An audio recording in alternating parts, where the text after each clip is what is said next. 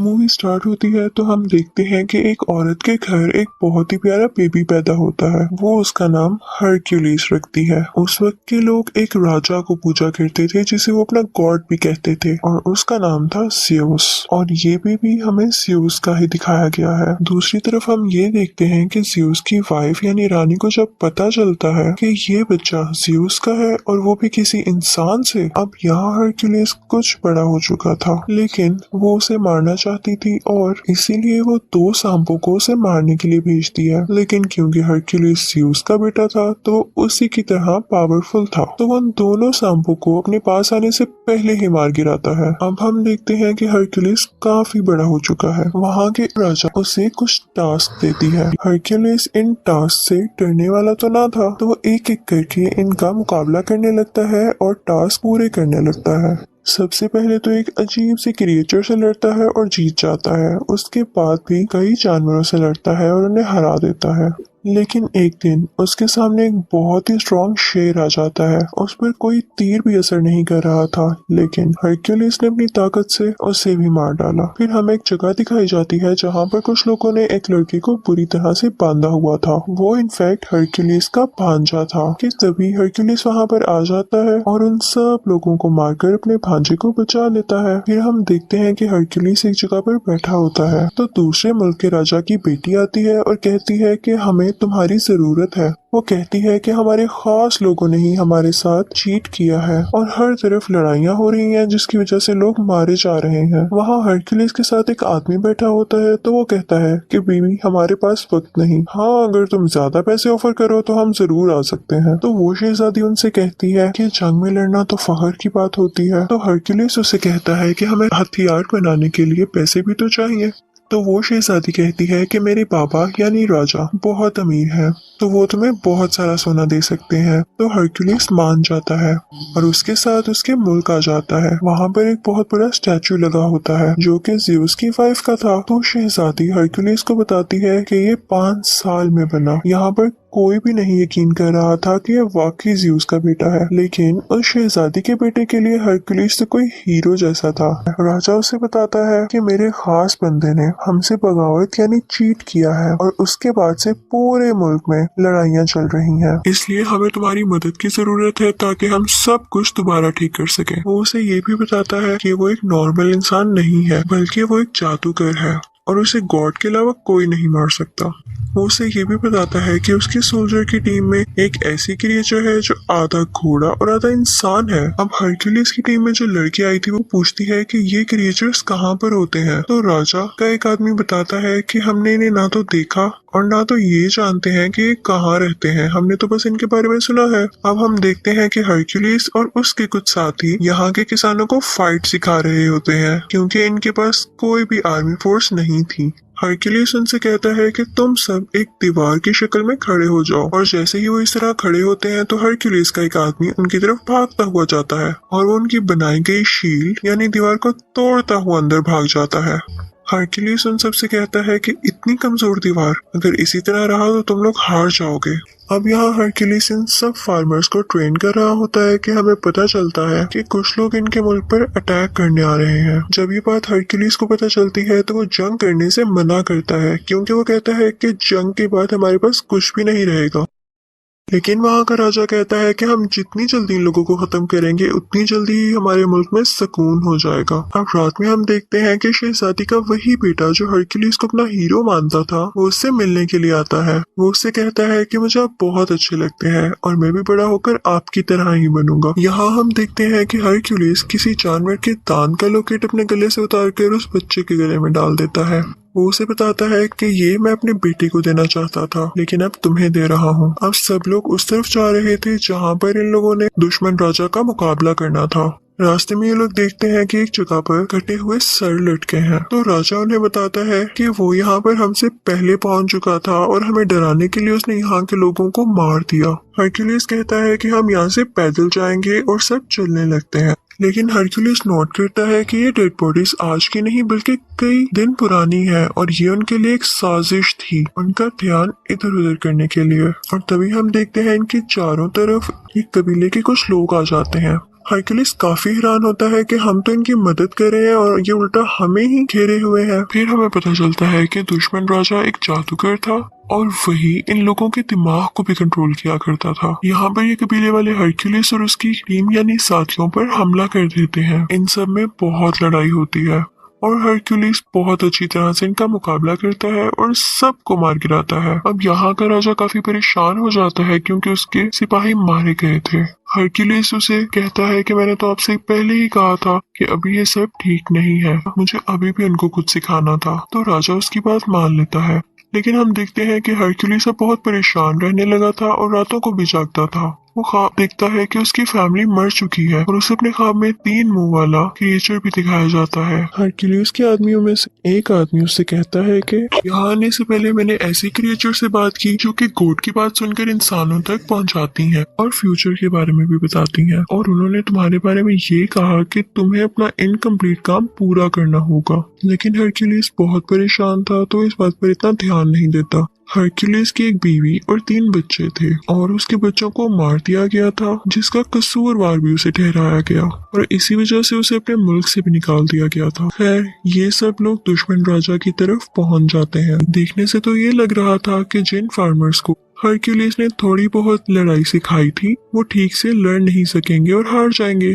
लेकिन लकीली वो ये जंग जीत जाते हैं। फिर हम देखते हैं कि वो दुश्मन राजा हरक्यूलिस की तरफ बढ़ता है ताकि उसे मार सके। तो हरक्यूलिस फौरन से उसका घोड़ा गिराकर उसे कैद कर लेता है। कैद करने के बाद वो उसे राजा के पास ले जाता है। वो दुश्मन राजा कहता है कि तुमने मुझे बिला वजह कैद किया है, मैंने तुम्हारे मुल्क का कुछ नहीं बिगाड़ा। तो हरक्यूलिस कहता है कि अगर तुमने नहीं किया तो फिर किसने किया है। तो दुश्मन राजा उनसे कहता है कि तुम जरा खुद सोचो, जिस राजा के लिए तुम लड़ रहे हो अगर वो इतना ही अच्छा और ताकतवर है तो उसकी फौज उसके साथ क्यों नहीं है और उसे तुम्हारी क्यों जरूरत पड़ रही है। तुम जिसके लिए लड़ रहे हो वो इंसान ठीक नहीं है। रात को एक इवेंट होता है जिसमें राजा के सर पर ताज रखा जाता है क्योंकि उसने हर जगह कब्जा जो कर लिया था। वहीं पर उसका दुश्मन राजा भी बंधा हुआ था। सब उस पर हंस रहे थे, लेकिन राजा की बेटी यानी शहजादी जब ये सब कुछ देखती है तो उसे बिल्कुल अच्छा नहीं लगता। उसे उस दुश्मन राजा पर बहुत तरस आता है। हरक्यूलिस ये सब कुछ देख रहा था तो शहजादी के पास जाकर पूछता है कि ऐसा क्यों है, तुम्हारी आंखों में उसके लिए रहम क्यों आया? जो सच है तो मुझे बता सकती हो। वो बताती है कि जिस मुल्क का ये राजा है वहाँ का राजा मेरा शौहर था, लेकिन मेरे बाप ने उसे जहर दे दिया और खुद राजा बन गए, और ये राजा जिसे तुम लोग कैद करके लाए हो ये मेरे शौहर का खास आदमी था और इसीलिए वो मेरे बाप के खिलाफ हुआ और जंग शुरू होने लगी। वो कहती है कि इस सब में उस दुश्मन राजा का कोई कसूर नहीं, बल्कि वो तो हमारा दुश्मन है भी नहीं। इस सब के पीछे मेरे बाप का हाथ है, लेकिन मैं अपने बाप के सामने इसलिए कुछ नहीं बोल सकी क्योंकि मेरा एक छोटा सा बेटा है जो कि अभी उनके कंट्रोल में है। और वो उससे कहती है कि मेरे बेटे को यहाँ से ले जाओ और उसे अपनी तरह की ट्रेनिंग दो। यहाँ राजा का खास आदमी आता है और हरक्यूलिस से कहता है कि आपको राजा ने याद किया है। अब हरक्यूलिस राजा के पास जाता है तो राजा उससे कहता है कि मैं बहुत खुश हूँ कि तुमने आम इंसानों और किसानों को अपनी जंग के तरीके सिखाकर उन्हें जितवा दिया और देखो आज मैं राजा हूँ। अब आगे से वो लोग दूसरे लोगों को लड़ाई के तरीके सिखाएंगे और आहिस्ता आहिस्ता मैं पूरी दुनिया पर कब्जा कर लूंगा, और ये सब तुम्हारी वजह से हुआ है, तो क्या तुम मेरे खास आदमी बनोगे? हरक्यूलिस सुनकर मना कर देता है तो राजा कहता है कि ठीक है, जैसे तुम्हारी मर्जी। ठीक है, मैं तुम्हें सोना देता हूँ और उसके बाद तुम यहाँ से चले जाना, और मैं राजा बन चुका हूँ तो मुझे तुम जैसे लोगों की अब क्या जरूरत है। अब हरक्यूलिस और उसके साथी वहाँ से अपना सोना लेकर चल पड़ते हैं कि तभी वो देखता है कि उसके आसपास गांव के लोग खड़े हैं। वो लोग काफी उदास दिख रहे थे। दरअसल वो नहीं चाहते थे कि हरक्यूलिस जाए क्योंकि हरक्यूलिस ने उन्हें रहने के तरीके जो सिखाए थे। हरक्यूलिस जैसे ये देखता है वो अपने सोने की थैली फेंकता है और कहता है कि मैं यहीं रहूंगा क्योंकि यहाँ के लोगों को मेरी जरूरत है। हरक्यूलिस का एक साथी कहता है कि आप क्या कर रहे हैं, हमें अपना सोना मिल चुका है और हमें यहाँ से निकलना चाहिए। लेकिन हरक्यूलिस के बाकी साथी भी अपना सोना फेंक देते हैं और हरक्यूलिस के साथ ही रुक जाते हैं, सिवाय उसी एक साथी के। वो अपना सोना लेकर वहाँ से चला जाता है। अब हरक्यूलिस के साथी सीधा राजा के कमरे में आते हैं, लेकिन राजा के आदमी इन सबको घेर लेते हैं। यहाँ शहजादी और उसका बेटा भी होते हैं। अब राजा का खास आदमी उसे बताता है कि आपकी बेटी हरक्यूलिस को कह रही थी कि मेरे बेटे को अपने साथ ले जाओ। ये सुनते ही राजा अपनी बेटी से उसके बेटे को छीन लेता है। यहाँ पर राजा का एक आदमी हरक्यूलिस पर अटैक करता है जिससे वो बेहोश हो जाता है, और जब उसे होश आता है तो वो देखता है कि वो बड़ी बड़ी जंजीरों से बंधा हुआ है। और तभी वहाँ पर उस मुल्क का राजा आ जाता है जहाँ पर हरक्यूलिस बड़ा हुआ था। हरक्यूलिस ने हमेशा उसका साथ दिया और उसके लिए कई जंगें लड़ी, लेकिन यहाँ पर इसने भी चीट किया और उसी बुरे राजा के साथ एग्रीमेंट कर लिया कि हम मिलकर दुनिया पर कब्जा करेंगे। वो अपने साथ 3 भेड़िए भी लाया था और उनकी आवाज बिल्कुल वैसी थी जैसी हरक्यूलिस को ख्वाब में आया करती थी। वो सोचता है कि जब मेरी बीवी और बच्चों की डेथ हुई तब भी सेम ऐसी आवाजें मुझे आती थी, तो इसका मतलब इसके पीछे भी इन्हीं का हाथ था। हरक्यूलिस उनसे पूछता है कि आखिर तुम्हारा ऐसा करने के पीछे वजह क्या थी। तो उस मुल्क का राजा जहाँ हरक्यूलिस बड़ा हुआ था वो हरक्यूलिस से कहता है कि मुल्क के राजा हम थे, लेकिन तुम्हारे कारनामों और बहादुरी की वजह से सब लोग तुम्हारा नाम क्यों लेते थे। हमारे पास इसके अलावा और कोई ऑप्शन ही नहीं थी और हम तुम्हें भी नहीं मार सकते थे, और हमने इल्जाम भी तुम पर इसीलिए लगाया ताकि उस मुल्क के लोग तुमसे नफरत करने लग जाए और सिर्फ हमारा नाम लें। ये सुनकर हरक्यूलिस को बहुत गुस्सा आता है, लेकिन जंजीरों से बंधा होने की वजह से वो नहीं हिल पाता। अब यहाँ हम देखते हैं कि वो राजा सबको एक एक करके मारने का प्लान कर रहा था, और इसके लिए सबसे पहले वो अपनी ही बेटी को मारने लगता है। ये देखकर हरक्यूलिस घबरा जाता है, तो उसका साथी उससे कहता है कि तुम कर सकते हो, अगर तुम हिम्मत हार गए तो हमारा क्या होगा। ये सुनते ही हरक्यूलिस में काफी हिम्मत आती है और वो उन जंजीरों को तोड़ देता है और खुद को आजाद कर लेता है।